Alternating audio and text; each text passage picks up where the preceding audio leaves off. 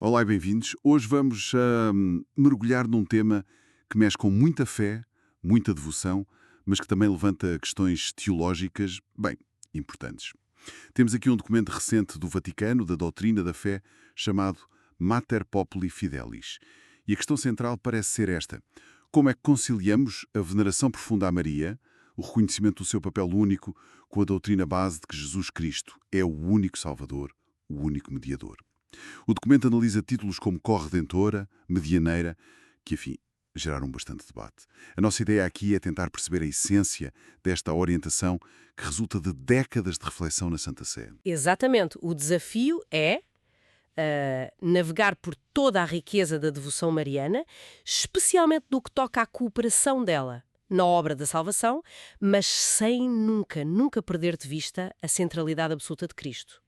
O documento procura então oferecer clareza, propondo a maternidade espiritual de Maria como, digamos, a chave principal de leitura. Parece um equilíbrio delicado, de facto. Temos um texto denso, não é? Cheio de referências bíblicas aos padres da Igreja, é um ensino mais recente. Então, vamos lá tentar desconstruir isto de forma clara. Por onde começamos? Talvez pela ideia base da cooperação de Maria? Ótimo ponto de partida. A nota doutrinal insiste muito que a cooperação de Maria não foi de todo passiva. Não foi um instrumento inerte nas mãos de Deus. Pelo contrário, foi uma cooperação ativa, livre, marcada pela fé e pela obediência dela. Aquele sim na Anunciação foi decisivo. E as escrituras apoiam essa visão ativa, certo? Dão exemplos concretos. Sem dúvida. O texto recorda figuras e momentos-chave. Pensemos na mulher prometida, lá em Gênesis 3,15, um título que o próprio Jesus usa para se referir a Maria, em momentos cruciais. Nas bodas de Caná, por exemplo, Sim. e depois aos pés da cruz. É ali, no Calvário, que ela se torna explicitamente mãe do discípulo amado, e nele, de todos nós, os fiéis. Aquele momento em João 19. Exato. E é interessante reparar no verbo que João usa quando diz que o discípulo a acolheu, lambanon. Em João, este verbo tem uma força especial. Significa mais do que só levar para casa. Significa acolher na própria fé, percebe? No centro da vida espiritual. Entendo. E além desses momentos mais simbólicos, ela é retratada como testemunha central, não é? Sim, Lucas descreve-a aguardar e meditar os acontecimentos da infância de Jesus. João coloca-a junto à cruz e depois nos Atos dos Apóstolos vemos-la em oração com os discípulos, à espera do Espírito Santo em Pentecostes. Ela está lá do início ao fim. Uma presença constante. Precisamente. E Lucas dá-lhe um relevo muito especial, chama-lhe feliz por ter acreditado. Ela é como que a personificação de Sião, a filha de Israel que vê as promessas cumprirem-se. A cena da visitação é riquíssima nisso. Isabel, cheia do Espírito Santo, não bendiz apenas Jesus, mas também Maria. Bendita és tu entre as mulheres. O Espírito reconhece essa ligação. Essa ideia de cooperação ativa já vinha de trás, então. Não é algo novo do documento. Não, de todo. É antiga na Igreja. Santo Agostinho, por exemplo, já no século V, chamava Maria de cooperadora na redenção. A lógica dele era, ao gerar Cristo, cabeça do corpo, ela coopera para que os fiéis, que são os membros desse corpo, nasçam para a vida da graça na Igreja. Uma ideia muito bonita. E fora da tradição latina. O documento olha para o Oriente também. Sim, faz referência às tradições litúrgicas orientais, aos seus hinos, aos ícones. Nessas tradições, a figura central é a Theotokos, a Mãe de Deus, mas ela nunca é vista isoladamente. Pense nos ícones da Odegatrítria. Aquela que mostra o caminho. Exato. Maria aponta sempre para Cristo. O culto mariano, mesmo quando é muito expressivo, está sempre enraizado num mistério de Cristo. Certo. Essa base da cooperação ativa, mas sempre centrada em Cristo, parece clara. Mas agora chegamos à parte que talvez tenha gerado mais discussão. Os títulos específicos. O documento aborda diretamente corredentora, não é? Aqui é onde a coisa talvez se torne mais delicada. Sim, aborda frontalmente. O título corredentora, na verdade, tem uma história relativamente recente. Surge por volta do século XV e, curiosamente, surgiu inicialmente para clarificar que Maria não era redentora por si só, mas sim mãe do Redentor. Depois, alguns papas, como Pio XII e São João Paulo II, usaram o termo associando-o em particular ao valor do sofrimento humano quando unido ao de Cristo. Mas há um mas aqui, não é? Há um mas importante. E este é um ponto crucial que a nota destaca. O Concílio Vaticano II, nos anos 60, que é uma referência fundamental para a Igreja hoje, deliberadamente escolheu não usar este título nos seus documentos oficiais sobre Maria. Isso é muito significativo, uma escolha consciente de não usar um termo que já existia. E qual é a justificação atual para essa cautela, segundo a nota? Bem, a nota retoma preocupações que já tinham sido expressas antes pelo então cardeal Ratzinger, futuro Bento XVI, e também pelo Papa Francisco. Ambos consideram o título problemático. Problemático por quê, exatamente? Por várias razões. Primeiro, porque se afasta da linguagem da Bíblia e dos primeiros séculos da Igreja, dos padres da Igreja, não se encontra lá. Segundo, e talvez mais importante pastoralmente, porque pode facilmente gerar mal-entendidos. Pode dar a impressão errada de que a redenção é uma obra partilhada, quase em pé de igualdade entre Cristo e Maria. O que obscureceria a centralidade de Cristo. Exatamente. Pode obscurecer a verdade fundamental de que toda a salvação vem de Cristo, como São Paulo insiste tanto nas suas cartas. O Papa Francisco foi muito direito nisto. Disse que Maria nunca se apresentou como corredentora, mas sempre como discípula. E corredentor é um só, Cristo. Esse título não se duplica. Mas se papas o usaram no passado, mesmo que pontualmente, por que é que agora há esta reserva tão forte, a ponto de o chamar de inoportuno? O que é que mudou? Eu penso que a noutra reflete uma sensibilidade pastoral e teológica que foi crescendo, muito marcada pelo Vaticano II. Há uma preocupação maior com a clareza da linguagem, não é? E com a centralidade de Cristo na pregação, na teologia e também no diálogo ecuménico. O termo corredentor existe tantas explicações, tantas nuances para não ser mal interpretado, que acaba por se tornar pastoralmente desaconselhável. A noutra argumenta, no fundo, que usar este título não honra verdadeiramente Maria. A glória dela está precisamente em apontar para o Filho, como fez em Caná. Fazei o que ele vos disser. Compreende? A preocupação com a clareza e a centralidade absoluta de Cristo parece ser mesmo o fio condutor. E isso leva-nos a outro título, Medianeira. Aplica-se aqui a mesma cautela. A história deste título é diferente, certo? Sim, a história é mais antiga. Tem raízes nos padres da Igreja, a partir do século VI, e um uso mais frequente no Ocidente desde o século XII. No entanto, aqui também, o Vaticano II mostrou preferência por outras expressões. Em vez de medianeira, o concílio falou da cooperação singular de Maria, da sua ajuda maternal, da sua múltipla intercessão e proteção maternal. Preferiu estes termos. E porquê essa preferência?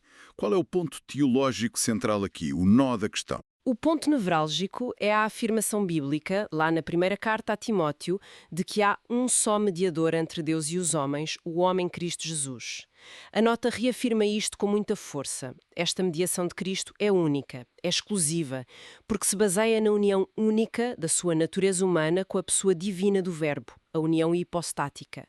Só ele é a ponte perfeita. Mas então não há espaço para qualquer tipo de mediação por parte de Maria? Há, mas no sentido diferente.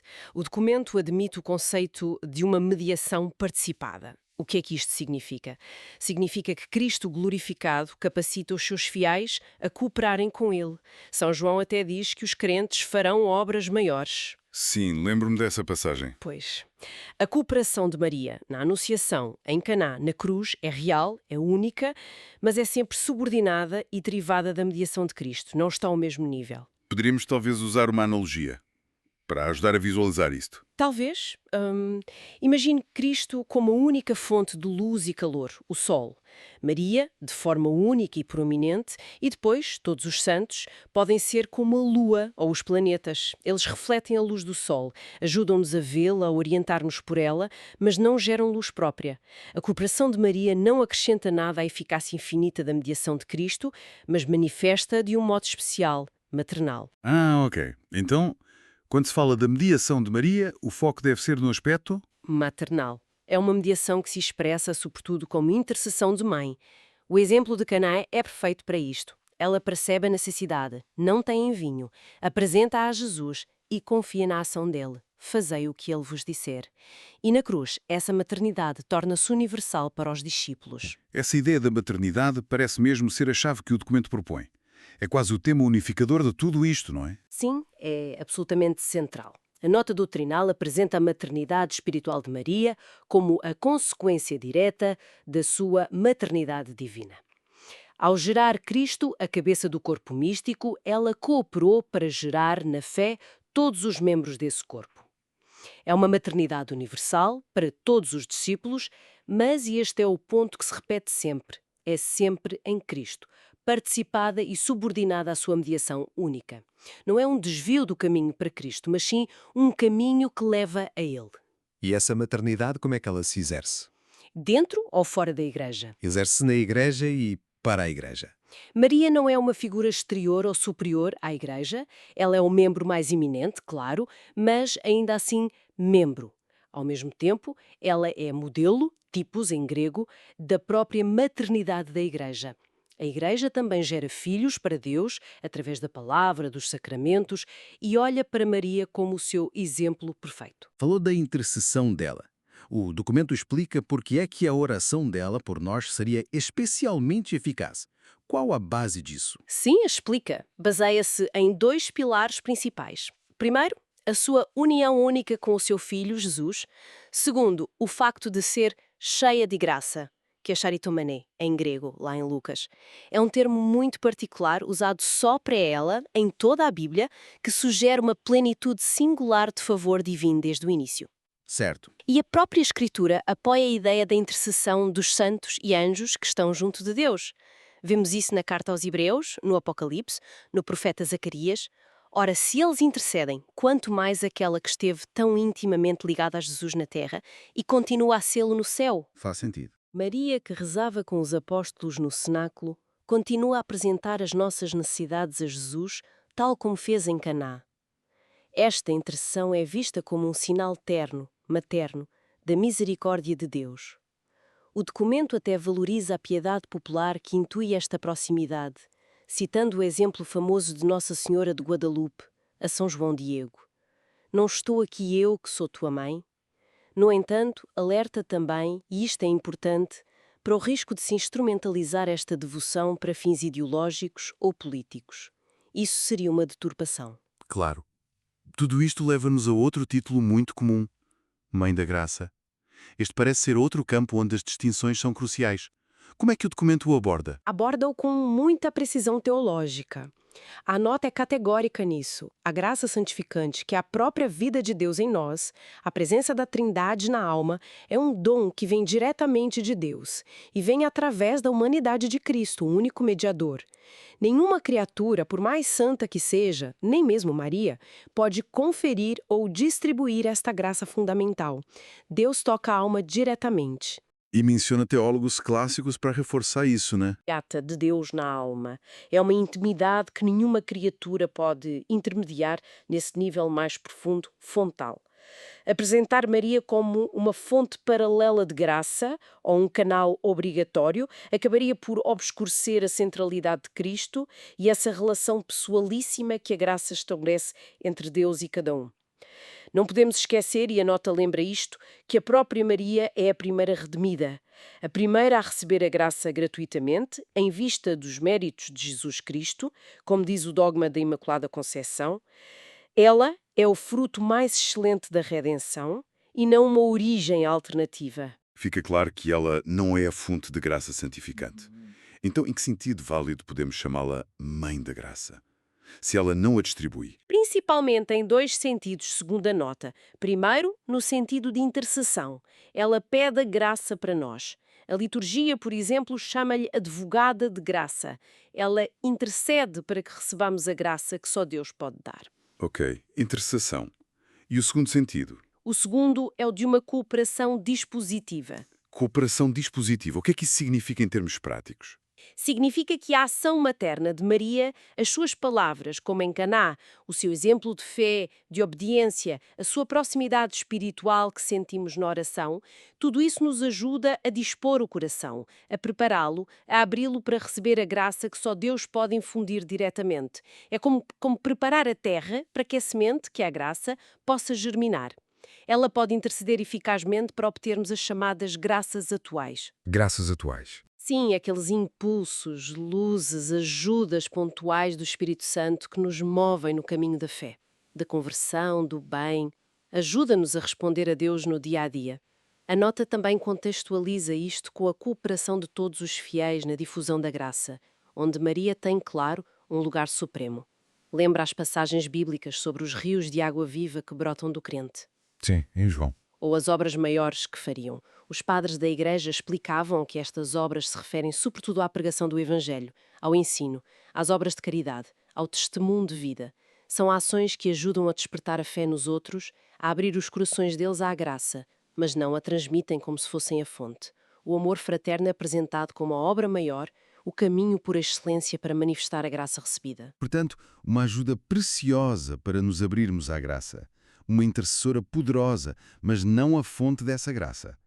Para garantir que esta linha não seja cruzada, a nota oferece alguns critérios para avaliar a linguagem sobre Maria. Uma espécie de guia. Sim, oferece 3 critérios orientadores muito claros, que resumem bem a preocupação de todo o documento. Primeiro, a linguagem sobre Maria deve sempre favorecer a união imediata do fiel com Cristo. Não deve dar a entender que a união com Maria é mais imediata a um passo necessário para chegar a Cristo. Cristo é o acesso direto. Certo. Segundo, o papel e a influência de Maria na nossa vida espiritual devem ser vistos como fruto da livre vontade e beneplácito de Deus. Deus quis assim, não como uma necessidade intrínseca ou absoluta da própria salvação.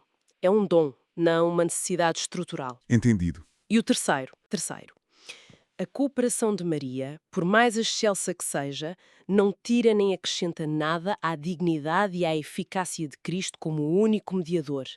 Não é uma ação paralela ou complementar, mas sempre subordinada, dependente e receptiva em relação a Cristo. E reforça novamente aquela ideia de Maria como a discípula perfeita.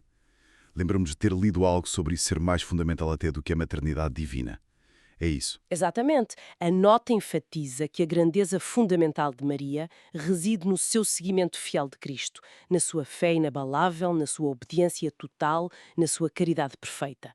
Cita mesmo Santo Agostinho, que afirmou algo como: vale mais para Maria ter sido discípula de Cristo do que mãe de Cristo. E recorda que o Papa Francisco também insiste que ela é mais discípula que mãe. É nesta condição de modelo perfeito de discipulado que ela nos ensina, numa relação de afeto filial, a acolher e a conservar a graça que vem unicamente de Cristo. Uma perspectiva interessante essa de valorizar o discipulado acima de tudo. Sim, e há uma última clarificação importante que o documento faz sobre fenómenos sobrenaturais, como aparições marianas, mesmo aquelas que foram aprovadas pela Igreja. As mensagens ou títulos específicos usados nesses contextos não se tornam automaticamente doutrina de fé obrigatória para todos os católicos. A revelação pública encerrou com os apóstolos. Estas são revelações privadas, que podem ajudar na fé, mas não acrescentam nada ao depósito da fé. Ok, isto também é importante para não misturar as coisas. Então, fazendo assim um balanço geral de tudo isto, parece que o documento faz um esforço tremendo para, por um lado, validar e valorizar a devoção mariana, reconhecendo o lugar absolutamente único de Maria, mas ao mesmo tempo traça linhas muito claras para garantir que Cristo permaneça no centro absoluto como única fonte de salvação e graça. É essa a grande mensagem, o grande equilíbrio. Penso que sim. É uma tentativa de equilibrar amor e verdade, devoção e doutrina. A cooperação de Maria é real, é única, insubstituível na história da salvação e na vida da Igreja. É profundamente maternal. Mas é sempre, e só pode ser, uma cooperação em Cristo, por Cristo e para Cristo. Ela é a mãe que intercede, que acompanha, que inspira, que com a sua ternura e exemplo nos ajuda a abrir o coração ao único Redentor e à graça que só Ele pode dar diretamente à alma. Ela não se interpõe, ela conduz. Conduz a Cristo? Lembro-me da citação final do documento que mencionou antes, retirada do documento de Aparecida, sobre as peregrinações marianas. Fala de um olhar que convida ao silêncio e à contemplação. Sim, é uma imagem muito bela e muito apropriada para concluir. Diz algo assim: o olhar do peregrino deposita sobre uma imagem que simboliza a ternura e a proximidade de Deus. O amor detém-se, contempla o mistério, desfruta dele em silêncio. Talvez aqui esteja uma chave importante para uma devoção mariana madura, equilibrada.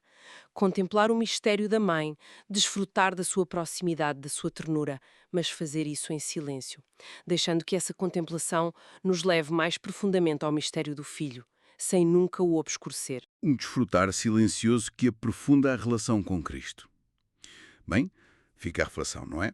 Como é que esta compreensão mais matizada da cooperação e da maternidade de Maria, focada no seu discipulado exemplar, que aponta sempre para Cristo, pode moldar a nossa oração e a nossa relação pessoal com ela?